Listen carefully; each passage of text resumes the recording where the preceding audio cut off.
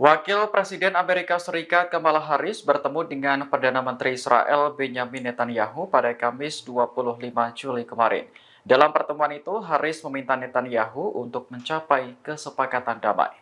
Harris mengaku sangat khawatir dengan banyaknya korban sipil akibat perang di jalur Gaza. Oleh karena itu, Israel perlu menyepakati gencatan senjata agar penderitaan rakyat berkurang. Harris dengan nada tegas juga mengungkapkan bahwa sekarang sudah saatnya perang berakhir. Ia pun berjanji tak akan tinggal diam melihat rakyat Gaza terus menderita. Adapun pernyataan Kamala Harris ini mengisyaratkan perubahan besar dalam kebijakan Gaza.